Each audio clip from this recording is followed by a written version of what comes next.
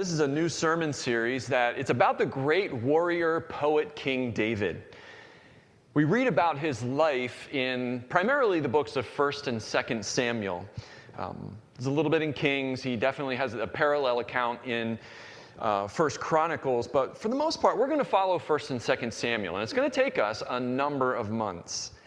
It's filled with epic drama. It's sometimes called like a soap opera in King David's court because of what he goes through. It's really wild. In fact, I encourage you, if you want a good read, just open 1st and 2nd Samuel and read it on your own sometime. It is literally a page turner.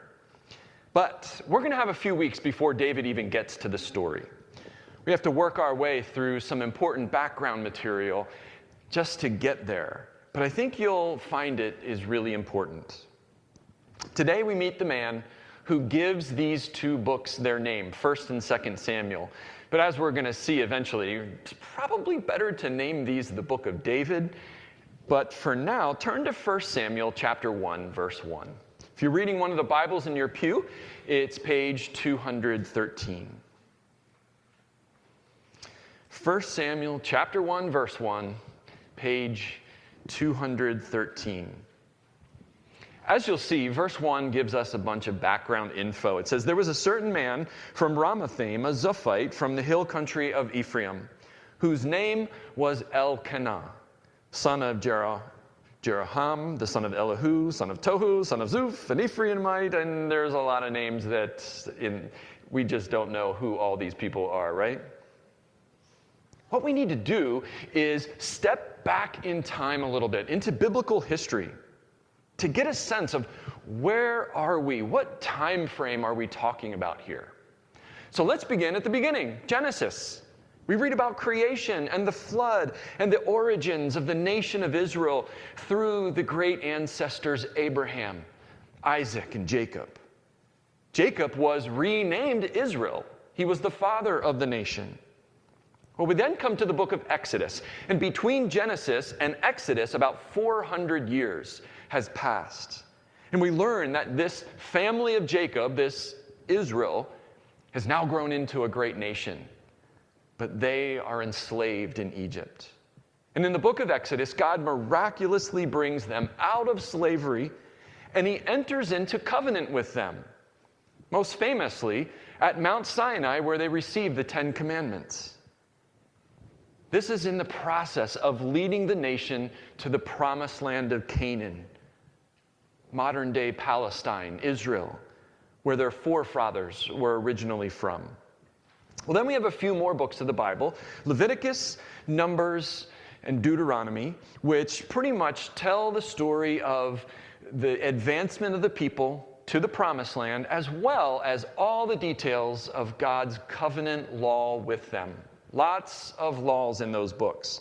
Well, finally, they get to the promised land, and the book of Joshua comes next. Joshua was the great leader who took over from Moses. And he establishes them through a military conquest in the land of Canaan. Then we come to a really difficult book, the book of Judges. We learn that in Judges, this conquest is not complete. The people actually cycle through a series of judges who are leaders. Some of them are just regional leaders, not too many national leaders. What happens is that this period is so difficult because the people are quite fickle. They follow God's ways, and then they turn away from him. They start to follow idols or other gods. And that leads to them committing injustice, and that ends up with foreign peoples, neighboring lands, attacking them, warring against the Israelites. And so they cry out to God, and God raises up a judge to come and rescue them. But the rebellious cycle starts again. And they run through this cycle, judge after judge after judge. And as you read the book of Judges, what you notice is that things progressively get worse. The story gets darker and gruesome. And the final sentence of the book of Judges says this: in those days, Israel had no king. Everyone did as they saw fit. But there's a little light in the darkness. The next book is the book of Ruth. It's a beautiful story from this particular time period of the Judges. It describes how not all is lost. There were some faithful people in the land. And today, we meet more faithful people as we begin the very next book from this time period, 1 Samuel. I've read the first verse. We've met a man, Elkanah. We've met some of his ancestors. We learn that he's from the tribe of Ephraim, or at least his ancestors were. And that's an area just to the north of Jerusalem. There's a little smaller tribal area, the tribe of Benjamin, in between them. And so you have Jerusalem, which is in the tribe of Judah, a little tribal area called Benjamin, and then right above that, Ephraim. But in verse 2, we learn a vital piece of information about this man. It says in verse 2, he had 2 wives. One was called Hannah, and the other Peninnah. Notice the polygamy, right? That should stand out. We wonder about it. Why is this happening?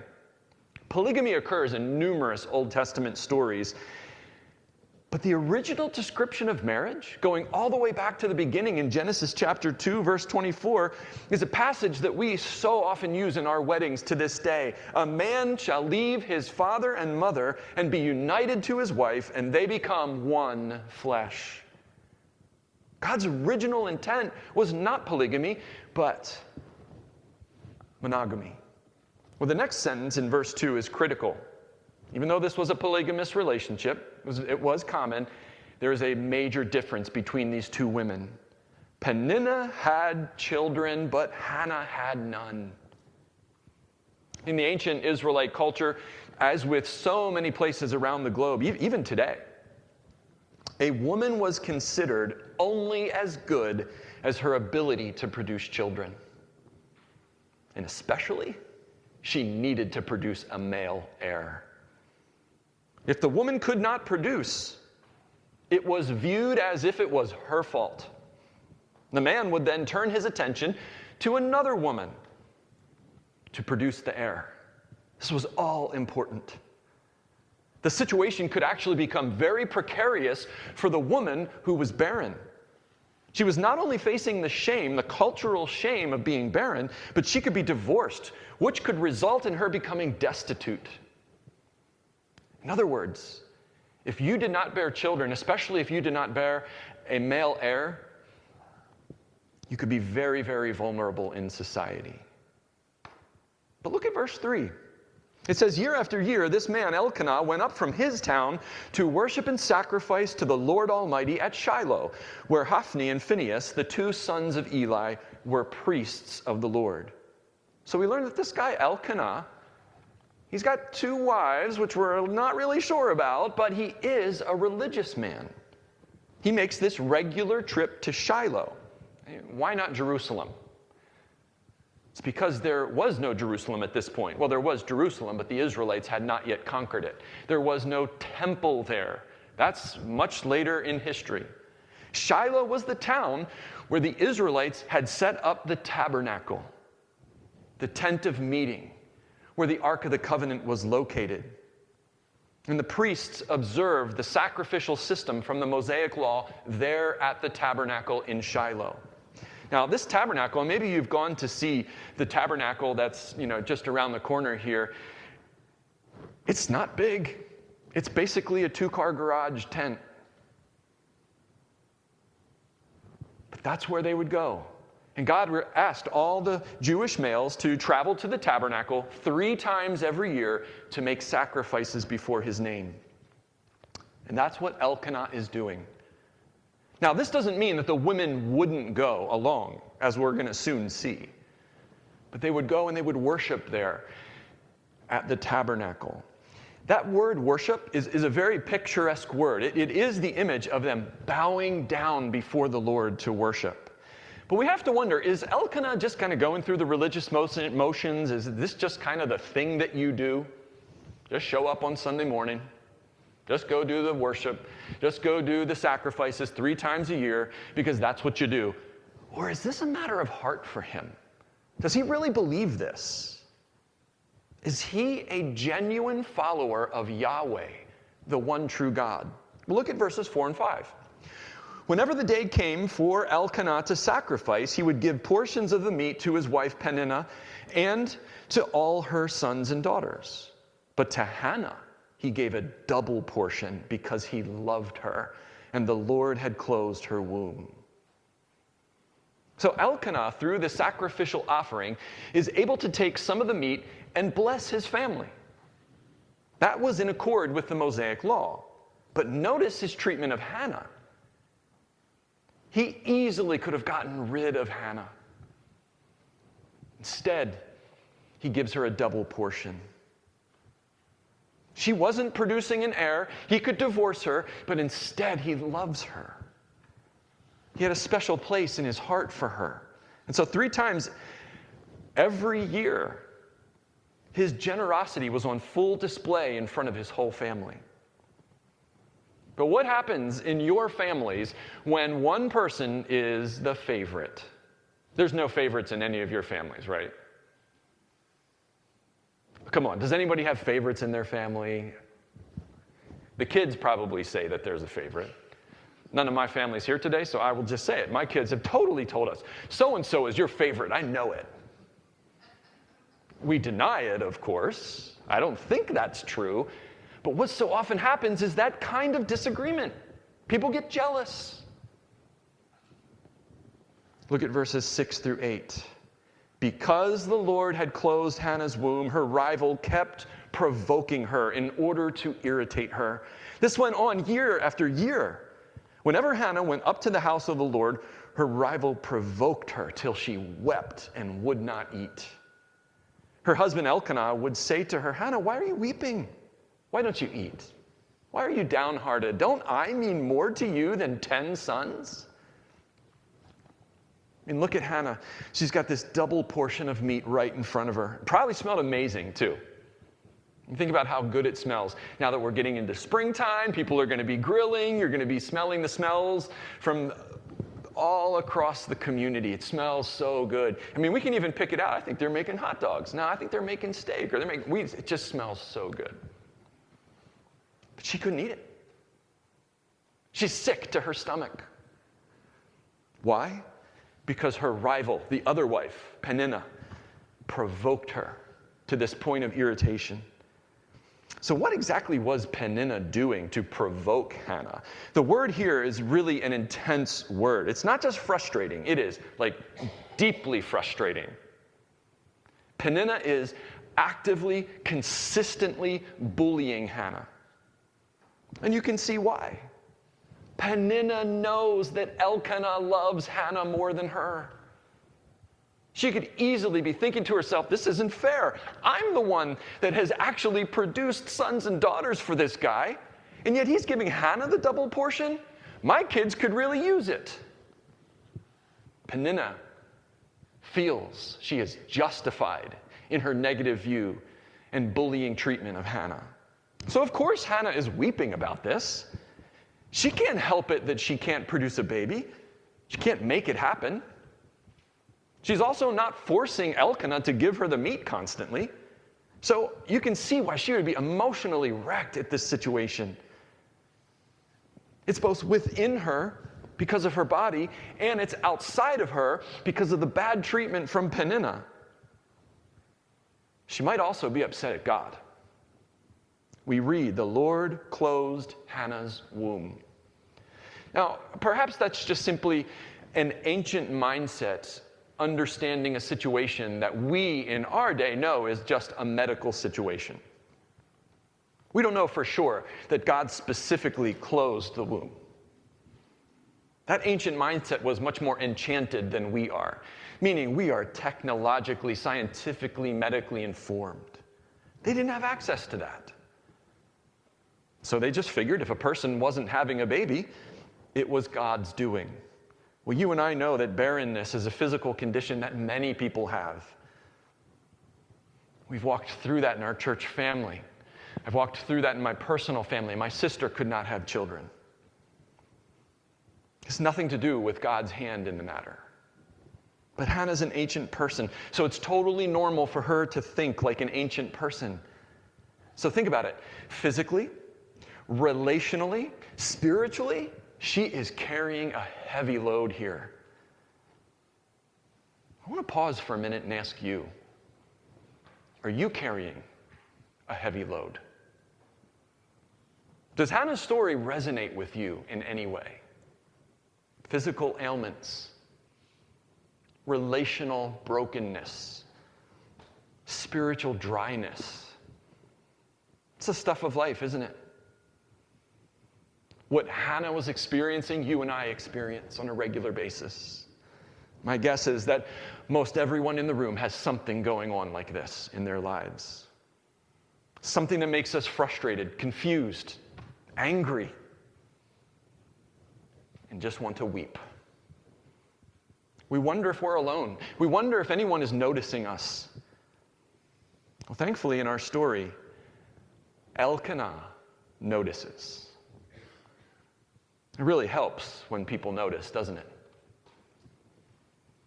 It really helps when people reach out and say, I see you. I see what you're going through.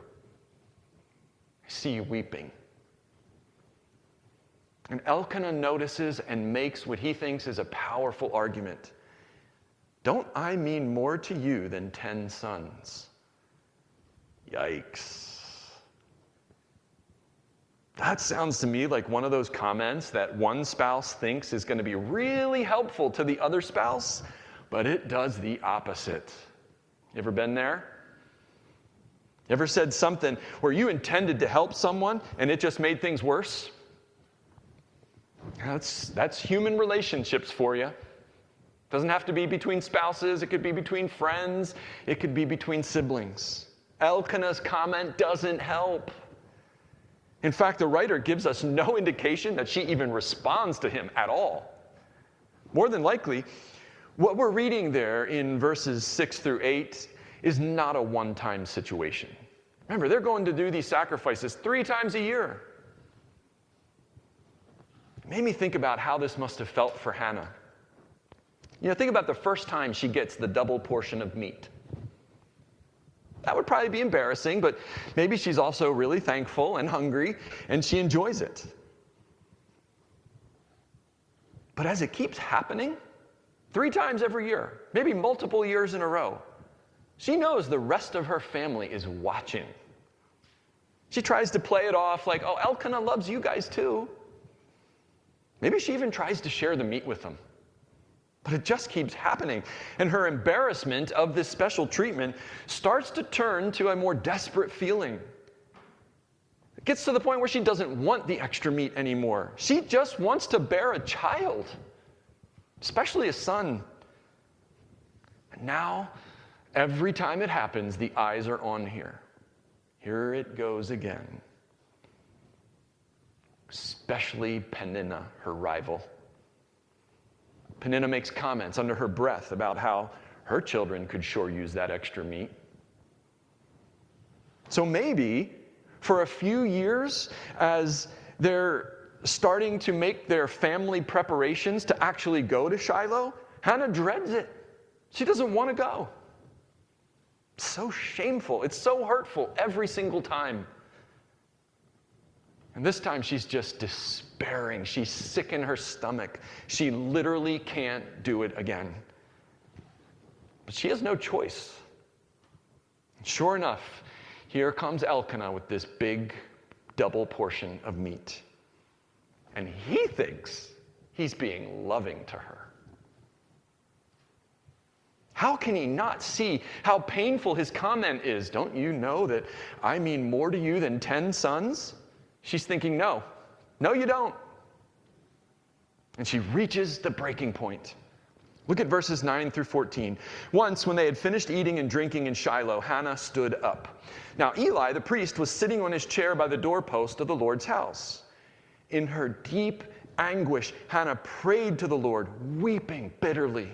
And she made a vow, saying, Lord Almighty, if you will only look on your servant's misery and remember me and not forget your servant, but give her a son, then I will give him to the Lord for all the days of his life. And no razor will ever be used on his head. She kept on praying to the Lord. Eli observed her mouth.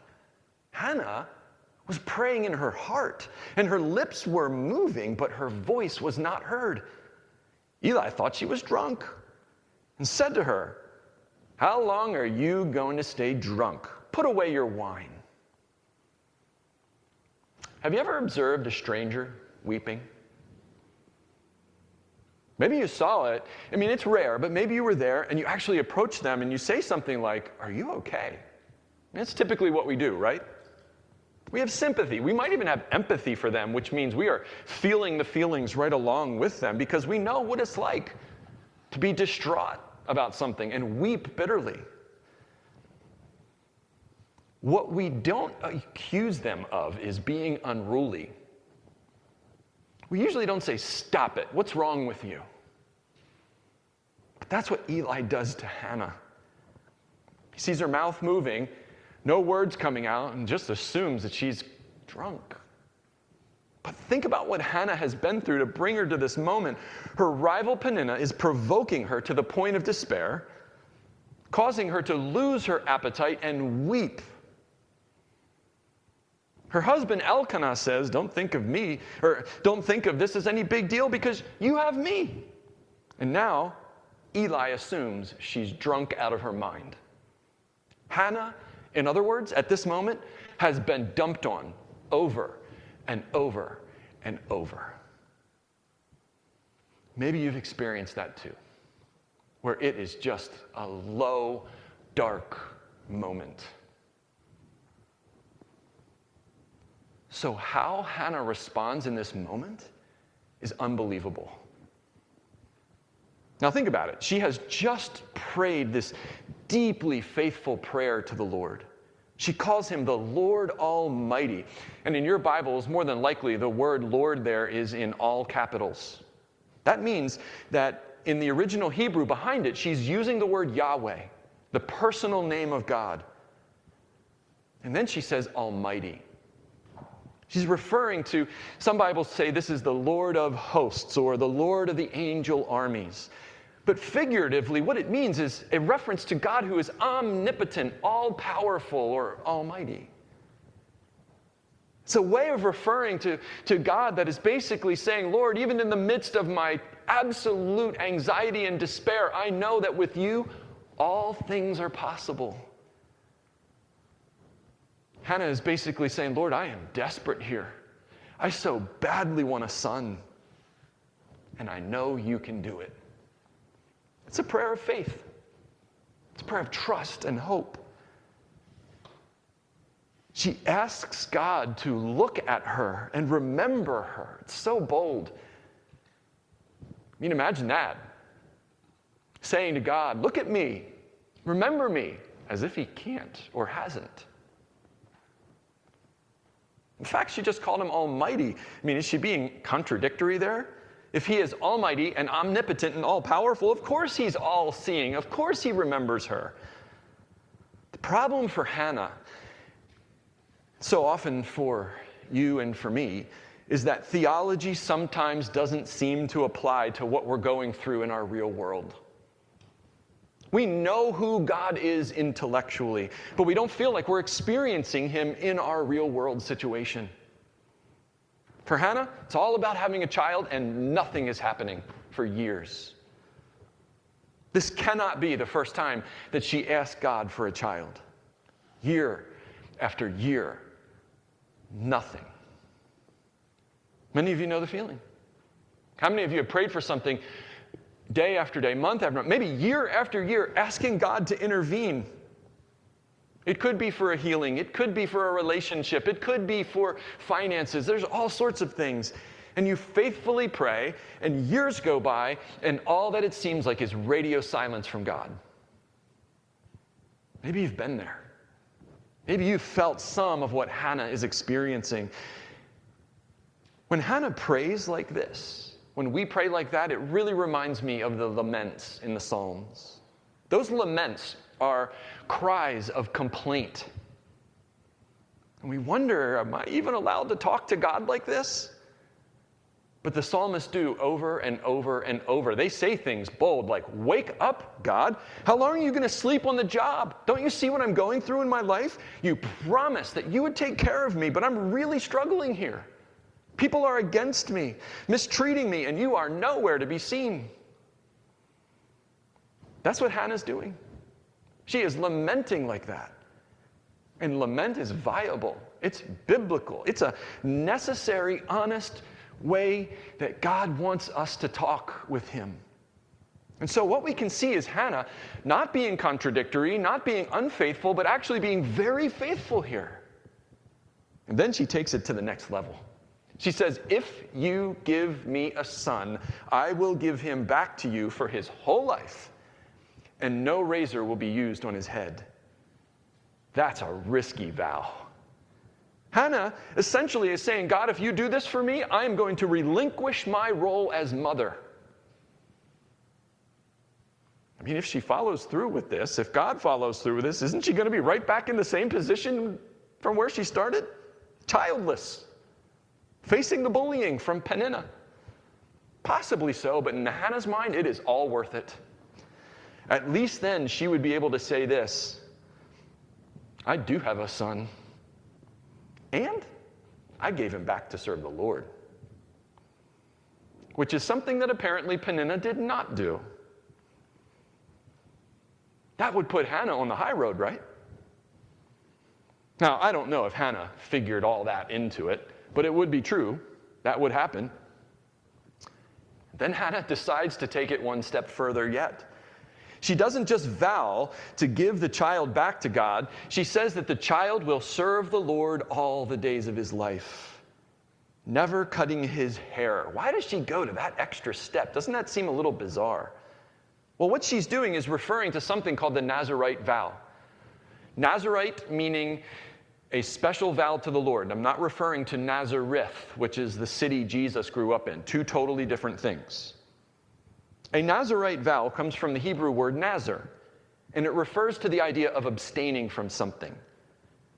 So a person who took a Nazirite vow was abstaining, based on what we read in the Old Testament law, from a couple things.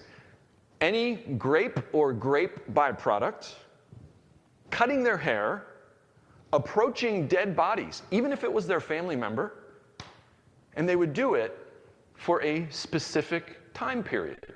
It was a vow of commitment to the Lord. It was an act of showing their dedication to the Lord, and it would have a start point and a finish point. But what Hannah is saying is the Nazirite vow on steroids. She says it'll happen for his whole life.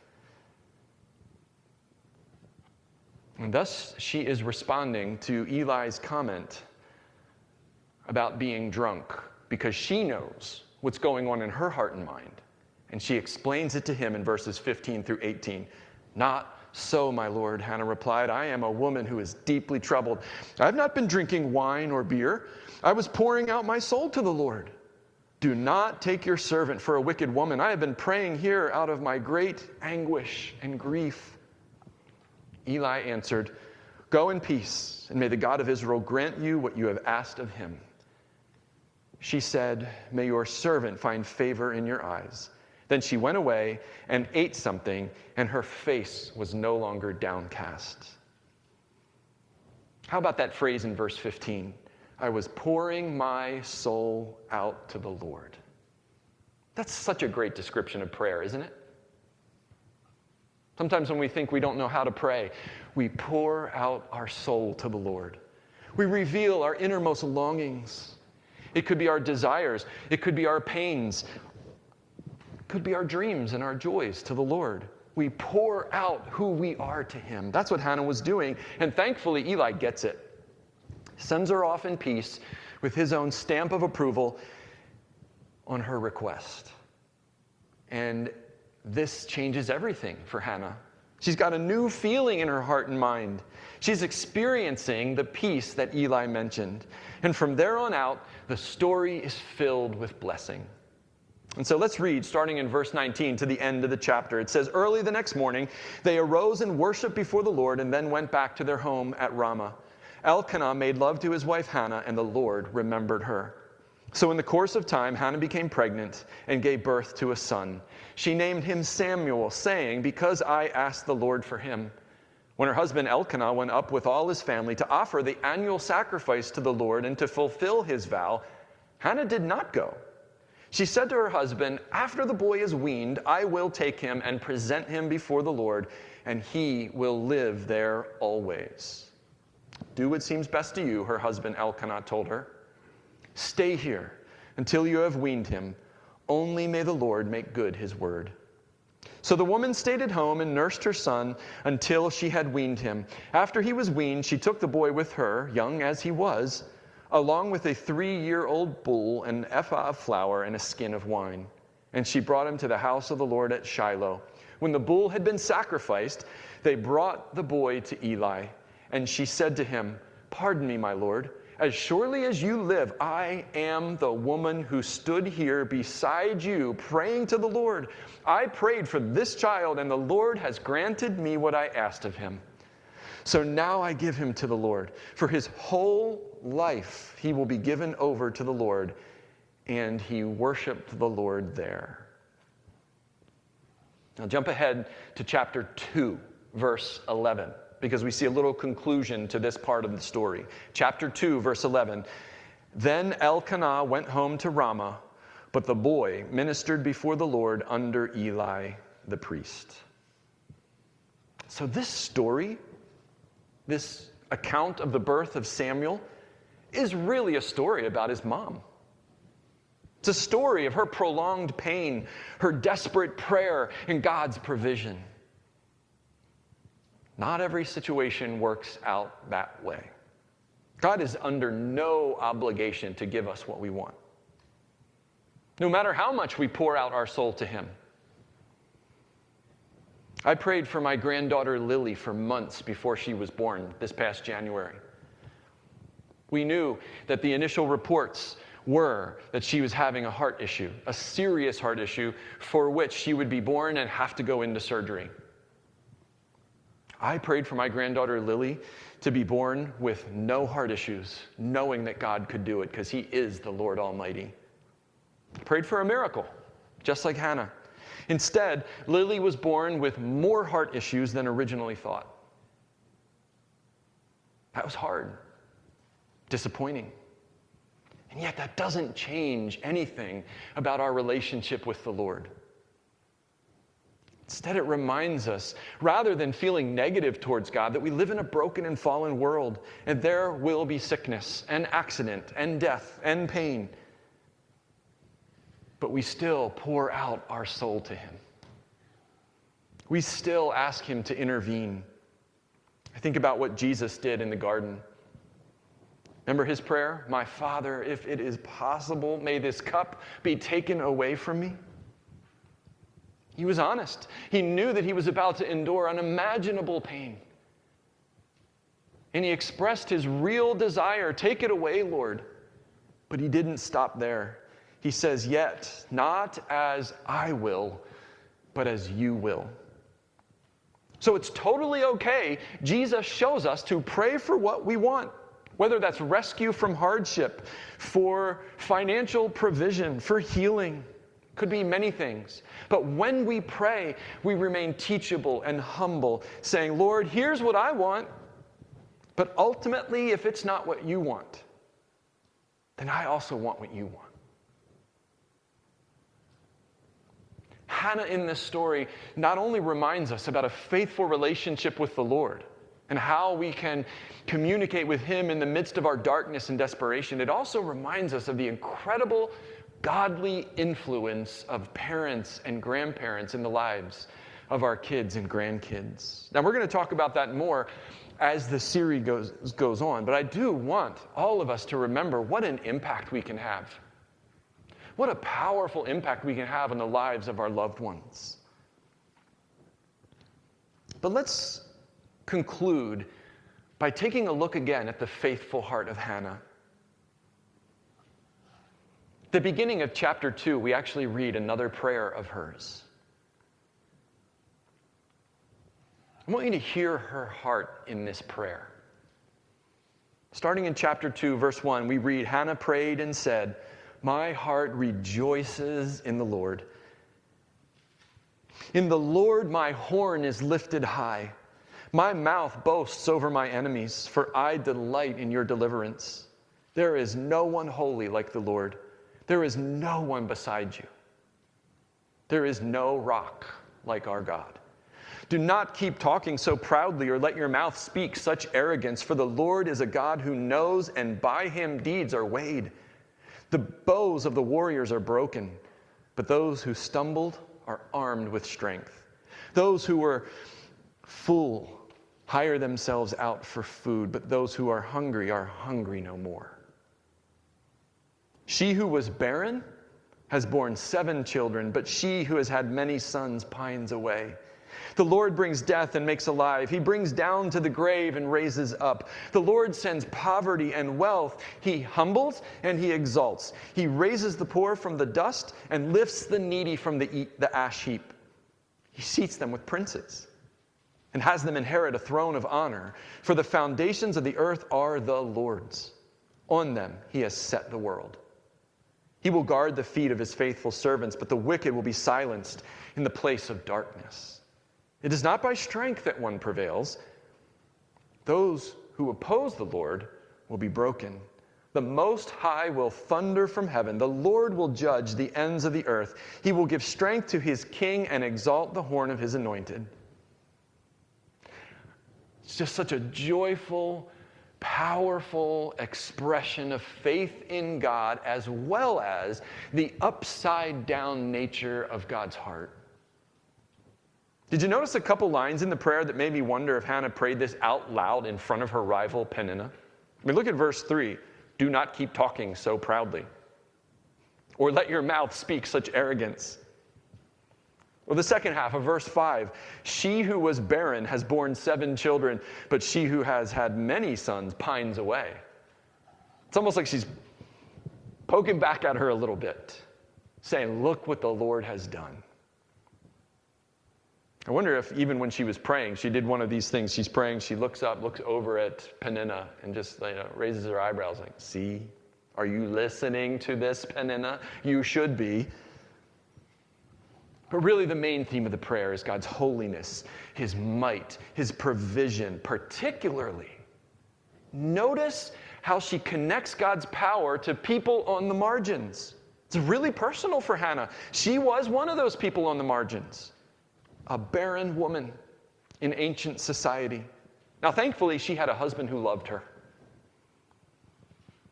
But that other wife really made things complicated.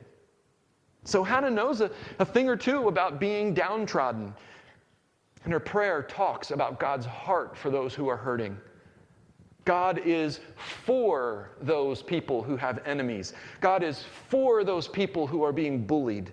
God is for us when we stumble, when we're hungry. He's for the barren, the poor, the needy. Hannah says it's not about us and our strength, but it is God's strength that cares for the marginalized. And so think about what that teaches us about God's heart for people in our world. God has a heart for people who are struggling, just like Hannah. Sometimes that's people like you. God has a heart for those people in our community who are being bullied, who are hungry, who are broken, who are struggling. So if that describes you, know that God is for you. He is with you. You can lament to him and cry out, pour out your soul before him, and he hears you, and he sees, and he remembers. So let's be a people who come to God that way, trusting in him and his faithfulness in the midst of whatever we're going through, just like Hannah.